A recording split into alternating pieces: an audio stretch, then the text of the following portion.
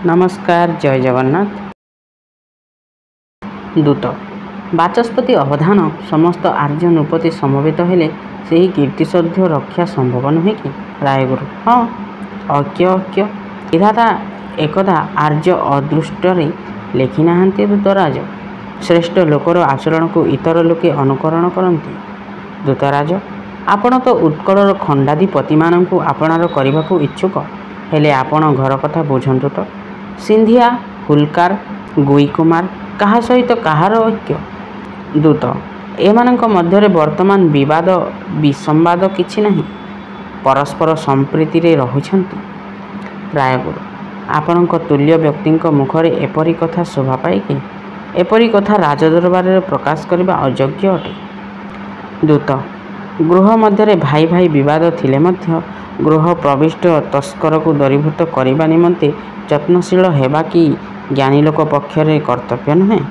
ବର୍ତ୍ତମାନ ବିଦେଶୀୟ ବିଧର୍ମୀ ଯବନର ଯେପରି ପ୍ରାଦୁର୍ଭାର୍ଯ୍ୟ, ହିନ୍ଦୁ ରାଜନ୍ୟବର୍ଗ ପରସ୍ପର ବିବାଦ ବିସମ୍ବାଦ ବିସର୍ଜନ ବିସ୍କରଣ ବଳିଦାନ ନ କଲେ ଧର୍ମରକ୍ଷା ମାନବ ସମ୍ଭ୍ରମ ରକ୍ଷା ଏମନ୍ତକି ପ୍ରାଣ ପର୍ଯ୍ୟନ୍ତ ରକ୍ଷା ଆଶା କରିବା ବିଡ଼ମ୍ବନା ମାତ୍ର। ରାୟଗୁରୁ, ମୁହୂର୍ତ୍ତ ପୂର୍ବେ ଯେଉଁ କଥା ବଳିଅଛନ୍ତି ତାହା ବିସ୍ତୃତ ହୋଇଗଲେ। ଆପଣ ଯେ ଆତ୍ମକଥିତ ବାକ୍ୟ ଖଣ୍ଡନ କରୁଅଛନ୍ତି, ଭାତୃବିରୋଧ ରୂପ ସୁଯୋଗ ପ୍ରାପ୍ତ ହୋଇ ଯବନ ଆର୍ଯ୍ୟଭୂମିରେ ଆଧିପତ୍ୟ ବିସ୍ତାର କରିବାକୁ ସୁଯୋଗ ପ୍ରାପ୍ତ ହୋଇ ଅଛି ତ? ରୋଗୋତ୍ପତ୍ତର କାରଣ ଦୂର ନ କରି ଔଷଧ ପ୍ରୟୋଗ କରିବା ବିଡ଼ମ୍ବନା ମାତ୍ର। ଦୂତ, ଅନ୍ତତଃ ଉତ୍କଳ ଦେଶରୁ ଯବନାଧିକାର ବିଲୋପ ନିମନ୍ତେ ସମସ୍ତ ଖଣ୍ଡାଧିପତି ଏକଦା ଅବଲମ୍ବନ ପୂର୍ବକ ବେରାର ପତିଙ୍କର ସହାୟ ହେବା ଉଚିତ ନୁହେଁ କି? ରାୟଗୁରୁ, ଦୂତବର, ବେରାର ଅଧିପତି ଉପଯାଚକ ହୋଇ ଯେଉଁ ଅନୁଗ୍ରହ ବିସ୍ତାର କରିବାକୁ ବସିଅଛନ୍ତି, ସେହି ଅନୁଗ୍ରହ ସମ୍ବରଣ କଲେ ଉତ୍କଳ ଦେଶ ଆପଣାକୁ ସୌଭାଗ୍ୟବାନ ଜ୍ଞାନ କରିବ। ଦୂତ, ରାୟଗୁରୁ ଅବଧାନ, ମହାରାଜ ରଘୁଜୀ ଭୋଁସଲା ଏପରିକି ଅନ୍ୟାୟ କାର୍ଯ୍ୟ କରିଅଛନ୍ତି ଯେ ଆପଣ ତାହାଙ୍କ ପ୍ରତି ଏପରି ବିମୁଖ? ତେବେ ମୀର କାସିମକୁ ବାଲେଶ୍ୱର ବନ୍ଦରରୁ ତଡ଼ି ଦେବା ଯେବେ ଦୋଷାବହ କାର୍ଯ୍ୟ ହୋଇଥାଏ, ତେବେ ଆମ୍ଭର ବକ୍ତବ୍ୟ କିଛି ନାହିଁ। ରାୟଗୁରୁ, ଦୂତବର, ଆପଣ ବିଦେଶୀୟ ହେଲେ ମଧ୍ୟ ଉତ୍କଳର ଇତିବୃତ୍ତ ଅବଗତ ଅଛନ୍ତି। ତଥାଚ ବାକ୍ୟର ଶୃଙ୍ଖଳା ରକ୍ଷା ନିମନ୍ତେ ସଂକ୍ଷେପରେ କିଛି କଥା ବୋଲିବା ପ୍ରୟୋଜନ।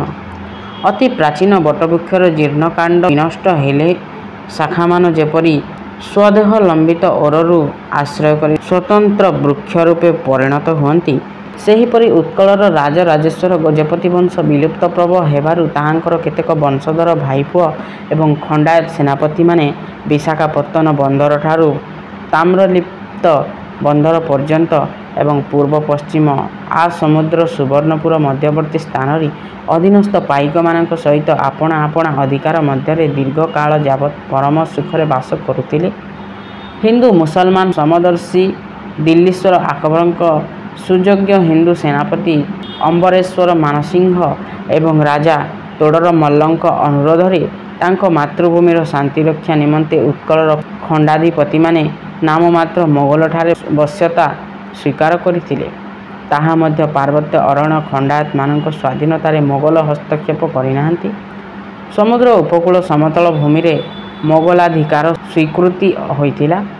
ସେହି ସ୍ଥାନ ମୋଗଲବନ୍ଦୀ ନାମରେ କଥିତ ହେଉଅଛି। ବର୍ତ୍ତମାନ ଉତ୍କଳ ପ୍ରତି ଦୃଷ୍ଟିପାତ କରି ଦେଖନ୍ତୁ। ଦେଶ ମଧ୍ୟରୁ ଶାନ୍ତିଦେବୀ ଏକାବେଳକେ ପ୍ରସ୍ଥାନ କରିଅଛନ୍ତି। ସର୍ବତ୍ର ଆତଙ୍କ, ସର୍ବତ୍ର ହାହାକାର, ସର୍ବତ୍ର ଦାରିଦ୍ର୍ୟର ପୂର୍ଣ୍ଣାବସ୍ଥା। ଶତ ସହସ୍ର ଖଣ୍ଡାୟତଙ୍କ ଚୌପାଡ଼ି କାନ୍ତିର ଚିହ୍ନ ମାତ୍ର ବିଲୁପ୍ତ ହୋଇଅଛି। ଏହି ସମସ୍ତ ଅମଙ୍ଗଳର କାରଣ କିଏ? ଅଥବା କାହା ପ୍ରତି ଦୋଷାରୋପ କରିବା ଉଚିତ ନୁହେଁ। ଉତ୍କଳର ଭାଗ୍ୟ ଦୋଷ। ଦେଖନ୍ତୁ, ହରିପୁରଠାରୁ ତାମ୍ରଲିପ୍ତ ପର୍ଯ୍ୟନ୍ତ ସମୁଦ ଉପକୂଳମାନେ ବାଣିଜ୍ୟ ବୋଇତରେ ପରିପୂର୍ଣ୍ଣ ଥିଲା। ଉତ୍କଳ ନାବିକମାନେ ଜବ, ବ୍ରହ୍ମ, ସୁଖତରା, ଲକ୍ଷଦ୍ୱୀପ ପ୍ରଭୃତି ସ୍ଥାନକୁ ଗମନ କରି ବାଣିଜ୍ୟ ବିସ୍ତାର କରୁଥିଲେ। ଓଲନ୍ଦା ଦସ୍ୟୁ ଗେଞ୍ଜାଲିସ୍ ସମସ୍ତ ବିନଷ୍ଟ କରିଅଛି। ବର୍ତ୍ତମାନ ଉତ୍କଳର ବାଣିଜ୍ୟ ଧନ ସାଗର ମଧ୍ୟଗତ। ଅବଶିଷ୍ଟ ଥିଲା ସ୍ଥଳଭାଗ। ଦୂତରାଜ, ମହାରାଷ୍ଟ୍ରପତିଙ୍କଠାରେ ଖଣ୍ଡାୟତମାନଙ୍କ ପକ୍ଷରୁ ଏତିକି ମାତ୍ର ପ୍ରାର୍ଥନା କରୁଅଛୁଁ, ତାହାଙ୍କର ଉପଯାଚିତ ଅନୁଗ୍ରହ ସମ୍ବରଣ କରନ୍ତୁ। ସହସ୍ର ବର୍ଷରେ ଉତ୍କଳର କ୍ଷତି ପୂର୍ଣ୍ଣ ହେବ ନାହିଁ। ପରନ୍ତୁ ଆପଣ ବିଚାର କରନ୍ତୁ, ମୋଗଲ ଅଧିକାର ବିଲୋପ ନିମନ୍ତେ ମହାରାଷ୍ଟ୍ରଙ୍କ ସହାୟ ନେବ। ମୋଗଲ ଯିବେ, ମହାରାଷ୍ଟ୍ର ଆଧିପତ୍ୟ ବିସ୍ତାର କରିବେ, ଉତ୍କଳର ଲାଭ। ଦୂତ ହେଉ, ମହାରାଷ୍ଟ୍ରପତିଙ୍କ ଅନୁଗ୍ରହକୁ ଯେବେ ଏଡ଼େ ଅମଙ୍ଗଳକର, ଏଡ଼େ ତୁଚ୍ଛ ପଦାର୍ଥ ଜ୍ଞାନ କରନ୍ତି, ନ ହେଲା ସେହି ଅନୁଗ୍ରହ ସମ୍ଭାଷଣ କରିବେ। ଶତ ସହସ୍ର ଖଣ୍ଡାଧିପତି ବେରାର ସିଂହଦ୍ୱାରଠାରେ ପ୍ରାର୍ଥୀ ହୋଇ ଉଭା ହୋଇଅଛନ୍ତି। ମହାରାଷ୍ଟ୍ରପତିଙ୍କ ସହିତ ସନ୍ଧି ନ କରିବା ସ୍ୱତନ୍ତ୍ର କଥା, ମାତ୍ର ପରିତାପର ବିଷୟ, ଆପଣ ଅକାରଣ ମହାମାନ୍ୟ ରାଜେଶ୍ୱରଙ୍କ ପ୍ରତି ଅଳିଲ ଦୋଷାରୋପ କରିବାକୁ ସଙ୍କୁଚିତ ହେଲେ ନାହିଁ। ଆପଣ ବୁଝନ୍ତୁ, ଖଣ୍ଡାୟତମାନଙ୍କ ବିନାଶର କାରଣ ମହାରାଷ୍ଟ୍ର ନୁହନ୍ତି। ସେମାନେ ସ୍ୱକୃତ ଅପରାଧର ଫଳ ଭୋଗ କରୁଅଛନ୍ତି। ବିଧର୍ମୀ ମ୍ଲେଚ୍ଛର ପକ୍ଷାବଲମ୍ବନ କରିବା କି ସେମାନଙ୍କ କର୍ତ୍ତବ୍ୟ ଥିଲା? ଶତ୍ରୁ ବା ଶତ୍ରୁ ପକ୍ଷପାତୀ ଲୋକଙ୍କୁ ଶାସନ କରିବା କି ରାଜଧର୍ମାନୁମୋଦିତ ନୁହେଁ? ରାଜସମ୍ମାନ ଓ ରାଜଧର୍ମ ରକ୍ଷା କରିବା ରାଜାମାନଙ୍କର ନିତ୍ୟବ୍ରତ ଅଟେ। ଆଚ୍ଛା, ହରିଶପୁର, ମରିଚପୁର, ବିଶନପୁର, କୁଜଙ୍ଗ, ଆଳି, କନିକା, ମଧୁପୁର ଜମିଦାରମାନେ ତ ଖଣ୍ଡାୟତ। ରାୟଗୁରୁ ସବୁ କଥା ଜଣାଅଛି। ଆପଣଙ୍କର ପଦମର୍ଯ୍ୟାଦା, ଆପଣଙ୍କର ଆଧିପତ୍ୟ, ପିତୃପିତାମହଙ୍କ ଅର୍ଜିତ ମାନସମ୍ଭ୍ରମ ହରାଇ ବର୍ଗୀ ଫୌଜଦାରମାନେ ପ୍ରଧାନୀ କରିବାଠାରୁ ବିନଷ୍ଟ ଖଣ୍ଡାୟତମାନଙ୍କ ପନ୍ଥାନୁସରଣ କରିବା ସେମାନଙ୍କ ପକ୍ଷରେ ସହସ୍ର ଥର ଉଚିତ ଥିଲା। ଏମାନେ ଖଣ୍ଡାୟତ କୁଳର କଳଙ୍କ। ଏମାନଙ୍କ ସହାୟତାରେ ବର୍ଗୀ ଅନ୍ୟ ଖଣ୍ଡାୟତମାନଙ୍କ ବିନାଶ ସାଧନରେ ସମର୍ଥ ହେଲେ। ଦୂତ ଉତ୍ତେଜିତ ହୋଇ ଉଠିଲେ, କହିଲେ, ହଁ, ରାୟଗୁରୁ ଅବଧାନ, ମହାରାଷ୍ଟ୍ରପତିଙ୍କର ସୈନ୍ୟବଳ ନଥିଲେ ଓଡ଼ିଆ ବାଉଁଶ ମୂଳି ପାଞ୍ଚଣ ମୁଠା ଧରି ଯୁଦ୍ଧ କରିବାକୁ ଶିଖିଅଛନ୍ତି। ଫତିଆବାଦ କାନ୍ଥି ଦଳବେହେରା ବନମାଳୀ ବଳିୟାର ସିଂହ ନିତାନ୍ତ ଉତ୍ତେଜିତ ହୋଇ ଖଣ୍ଡାମୁଢ଼ି ଦୃଢ଼ ରୂପ ଧରି ଛାତି ଫୁଲାଇ କହିଲେ, ଏଁ, ହଁ, ସେ ଗୋସାଇଁ କ'ଣ ବୋଇଲେ? କ'ଣ ବୋଇଲେ? ଓଡ଼ିଆ ବାଉଁଶମୂଳି? ଆପଣ ପଥି ଡୋର ବାନ୍ଧନ୍ତୁ। ବାଉଁଶମୂଳି ମହିମା କ'ଣ ବୁଝିବେ? ଢେଙ୍କାନାଳରେ ପର୍ଜ୍ଜାଙ୍ଗ ବିଷେ ଦଳେଇ, ବାମ ବୈରୀଗୁଞ୍ଜନ ସୈରିକ ବିଷେ ଦଳବେହେରା, ଦଧି ଦକ୍ଷିଣ ପାଟଙ୍କ ପାଞ୍ଚଣ ମୁଠି ବଳତୁମ୍ଭ ଫୌଜଦାର ଭାସ୍କର ପଣ୍ଡିତ କିଛି ବୁଝିଥିଲେ? ଆପଣ କୁଣିଆପଣରେ ଆସି ବାଦିପାଲା ଗାଉଛନ୍ତି କ୍ୟାଁ? ଅନ୍ୟାନ୍ୟ ଦଳେଇ ଦଳବେହେରାମାନେ ଉତ୍ତେଜିତ ହୋଇ କଥା କହିବାକୁ ବାହାରିଥିଲେ, ମାତ୍ର ମାନଧାତା ନିଷେଧ ସୂଚକ ଦୃଷ୍ଟିକ୍ଷେପ କରିବାରୁ ସମସ୍ତେ ନିବୃତ୍ତ ହେଲେ। ରାୟଗୁରୁ ଦ୍ରୁତଙ୍କୁ ଅନାଇ କହିଲେ, ମାଲବୀର ଅବଧାନ, ଏମାନଙ୍କ କଥା ଗ୍ରହଣ କରିବେ ନାହିଁ। ଏମାନେ କ୍ଷତିଗ୍ରସ୍ତ ହୋଇ ଉତ୍ତେଜିତ ହୋଇ ପଡ଼ିଛନ୍ତି। ଦୂତ ବର୍ଗୀ ବିରୋଧୀ ଖଣ୍ଡାୟତମାନଙ୍କ କଥା ଯାହା ହେଉ, ମାତ୍ର ଏହି ବ୍ୟକ୍ତିମାନଙ୍କର ଏପରି ଅସମ୍ଭ୍ରଜନକ କଥା କହିବାର କି ଅଧିକାର ଅଛି? ରାୟଗୁରୁ ଦୂତରାଜ, ଆମ୍ଭେ ଅନିଚ୍ଛାରେ ଆପଣଙ୍କ କଥାରେ ସତ୍ୟ ଉତ୍ତର ଦେବାକୁ ବାଧ୍ୟ ହେଉଅଛୁ। ଆପଣ ଉତ୍କଳ ଖଣ୍ଡର ବର୍ତ୍ତମାନ ଅବସ୍ଥା ଅବଗତ ନୁହନ୍ତି, ଅଥବା ଆତ୍ମପକ୍ଷ ସମର୍ଥନ ନିମନ୍ତେ ଏପରି କଥା କହୁଅଛନ୍ତି। ଉତ୍କଳ ଖଣ୍ଡାୟତମାନେ ସହସ୍ର ବର୍ଷ ଯାବନ କାଳ ସ୍ୱାଧୀନତାର ଅମୃତମୟ ଫଳ ଭୋଗ କରି ଆସିଥିଲେ। ଆନନ୍ଦ ଉତ୍ସବପୂର୍ଣ୍ଣ ଶତ ଶତ ଖଣ୍ଡାୟତ ଗ୍ରାମ ବର୍ତ୍ତମାନ ଶ୍ମଶାନ କ୍ଷେତ୍ରରେ ପରିଣତ ହୋଇପଡ଼ିଅଛି। ବର୍ତ୍ତମାନ ଉତ୍କଳୀୟମାନେ ମରହଟ୍ଟାମାନଙ୍କୁ ନରମାଂସାଶୀ ବ୍ୟାଘ୍ର ବଲ୍ଲଭଠାରୁ ଅଧିକ ଭୟ କରୁଅଛନ୍ତି। ଯେଉଁ ଜାତି ପ୍ରତି ଲୋକ ସାଧାରଣର ଏପରି ବିଶ୍ୱାସ, ଏପରି ଭୟ, ସେ ଜାତି ପକ୍ଷରେ ରାଜସିଂହାସନ ଅଭିଳାଷ କରିବା ବିଡ଼ମ୍ବନା ମାତ୍ର। ପାଶବ ବଳରେ ରାଜ୍ୟାଧିକାର କଦାଚ ସ୍ଥାୟୀ ହୋଇ ନ ପାରେ। ରାଜା ପ୍ରଜାଙ୍କ ମଧ୍ୟରେ ପିତାପୁତ୍ର ସମ୍ବନ୍ଧ, ସପିତା ପିତରସ୍ତେ କେବଳଂ ଜନ୍ମ ହେତବଃ। ଆପଣ ବୋଲନ୍ତୁ, ଆପଣଙ୍କ ଆଧିପତ୍ୟକୁ ରାଜ୍ୟ ଶାସନ କି ଲୁଣ୍ଠନ କ'ଣ ଭୁଲିବେ? ଫୌଜଦାରମାନଙ୍କ ଜୁଲମରେ ଗ୍ରାମକୁ ଗ୍ରାମ ଅରଣ୍ୟମୟ ହୋଇଗଲାଣି। ମହାତ୍ମା ଶିବାଜୀଙ୍କ ଉଦ୍ଦେଶ୍ୟ ଥିଲା ଧର୍ମ ସଂସ୍ଥାପନ। ବର୍ତ୍ତମାନ ମରହଟ୍ଟାମାନଙ୍କ ଅକାରଣରେ କ'ଣ ରାଜଲକ୍ଷ୍ମୀ ଅଚଳା ରହିଯିବା ସମ୍ଭାବନା? ଦୂତ ଆଚ୍ଛା, ରାୟଗୁରୁ ଅବଧାନ, ଆପଣ ମୋତେ ବୁଝାଇ ଦିଅନ୍ତୁ ତ, ମାନଧାତାଙ୍କର କୌଣସି ଚାକର ଯେବେ ଦୋଷ କରେ, ସେଥି ସକାଶେ ସ୍ୱୟଂ ମାନଧାତା ଦୋଷୀ ହେବେ କି? ଦୂରବର୍ତ୍ତୀ ସ୍ଥାନରେ ଜଣେ ଫୌଜଦାରର ଦୋଷରେ ସ୍ୱୟଂ ରଘୁଜୀ ଭୋସଲା ଦୋଷୀ ହେବା ସେହିପରି କଥା।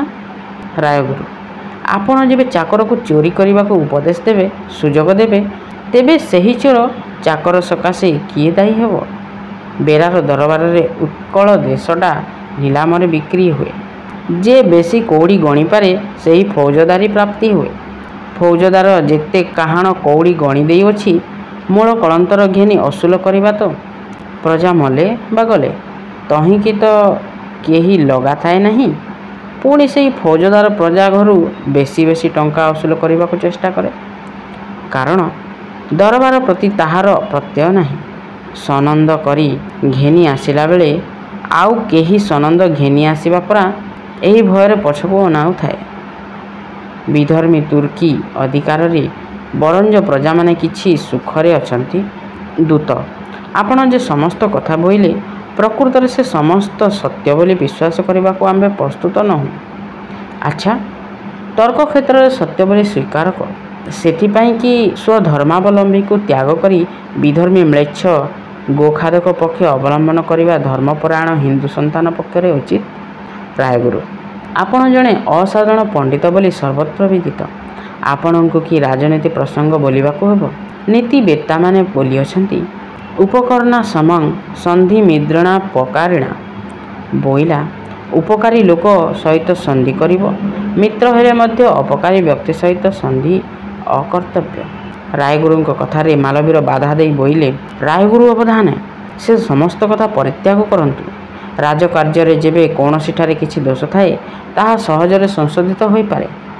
ମାତ୍ର ମହାରତ୍ନ ସନାତନ ଧର୍ମ ନଷ୍ଟ ହେଲେ ତାହା ତ ପୁନର୍ବାର ପ୍ରାପ୍ତ ହେବ ନାହିଁ। ହିନ୍ଦୁ ଧର୍ମ ଯେପରି ସ୍ୱଚ୍ଛ ନିର୍ମଳ ସେହିପରି ଭଙ୍ଗପ୍ରବଣ। ମ୍ଲେଚ୍ଛ ସହିତ ସଂସର୍ଗ ମାତ୍ରକେ ବିନଷ୍ଟ ହୁଏ। ବେଳେ ବିନଷ୍ଟ ହେଲେ ପୁନଃପ୍ରାପ୍ତ ହେବା କଠିନ। ଆପଣ ବେଳେ ସନାତନ ଆର୍ଯ୍ୟ ଧର୍ମ ପ୍ରତି ଦୃଷ୍ଟିପାତ କରନ୍ତୁ।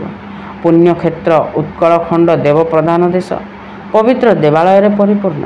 ଦେଖନ୍ତୁ, କାଶୀ ବିଶ୍ୱେଶ୍ୱର ମନ୍ଦିର ଗଲା, ବୃନ୍ଦାବନ ଗୋବିନ୍ଦଜୀ ମନ୍ଦିର ଗଲା, କାଲିଞ୍ଜର, ଚିତ୍ତୋର, ଆହ୍ଲାବାଦ, ଅବନ୍ତୀ, ପ୍ରାଚୀନଧାରା ପ୍ରଭୃତି ପବିତ୍ର ସ୍ଥାନମାନ ଦେବାଳୟ ଶୂନ୍ୟ। ରାୟଗୁରୁ ଅବଧାନ, ସନାତନ ଆର୍ଯ୍ୟଧର୍ମ ନାମରେ ଆମ୍ଭେ ଅନୁରୋଧ କରୁଅଛୁଁ, ଉତ୍କଳ ଖଣ୍ଡର ଦେବମନ୍ଦିରମାନଙ୍କ ପ୍ରତି ଯେପରି ଅତ୍ୟାଚାର ନ ଘଟେ ଏବଂ ଭଗବତୀ ଗୋମାତା ଶୋଣିତରେ ଉତ୍କଳର ଦେବଭୂମି ଯେପରି ଅପବିତ୍ର ନ ହୁଏ, ସେଥିସକାଶେ ଆପଣଙ୍କର ସଯତ୍ନ ହେବାର ଉଚିତ।